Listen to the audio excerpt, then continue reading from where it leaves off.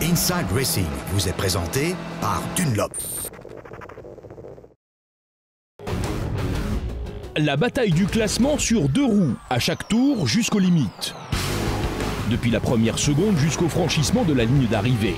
Les pilotes, les machines et les pneumatiques sont mis sous pression au maximum. En course de moto, sans aucune zone de déformation, le pneu est décisif, même au-delà du seul classement. Et c'est pour cela qu'il est si important. L'important, c'est d'avoir le bon feeling en tant que pilote. Si tu l'as, peu importe que le pneu soit chaud ou froid, tout est parfait. Tu dois avoir un bon feedback, ainsi trouver la limite pour toi et la moto. C'est la clé tout simplement.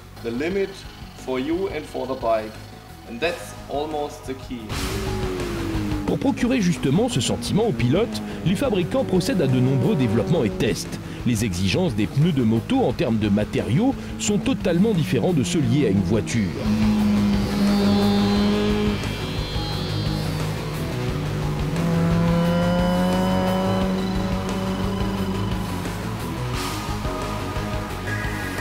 Plus de 200 chevaux sont transmis à la roue par une surface de contact de la taille d'une pièce de monnaie. Et le pneu change sans cesse de position par rapport à la route. Comment répondre à ces exigences ?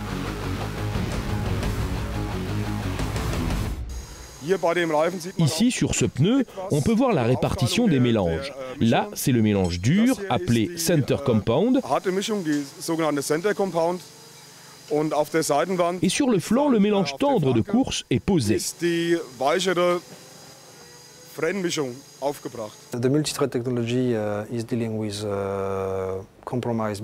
La technologie multibande est le compromis entre l'adhérence et l'usure de la bande de roulement ou la durabilité.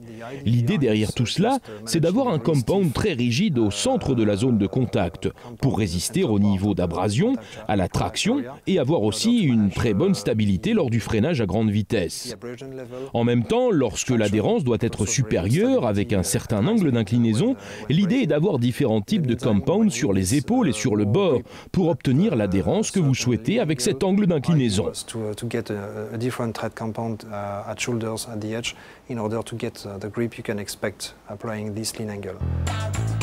Le bon mélange au bon endroit. Ça a l'air simple, mais cela nécessite des matériaux high-tech, la plus grande précision et du travail manuel. Les différentes couches du pneu sont montées à la main, tout comme les talons latéraux. Le pneu comporte des fibres synthétiques aux propriétés sélectionnées et adaptées avec précision.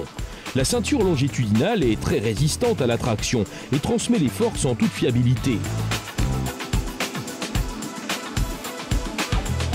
La couverture, avec ses propriétés d'adhérence, ne représente donc pas le seul élément high-tech du pneu sur une moto avant même qu'il soit fini.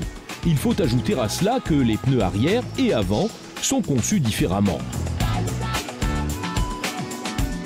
Le pneu arrière comporte 4 couches de fibres synthétiques très résistantes, comme l'aramide ou le Kevlar.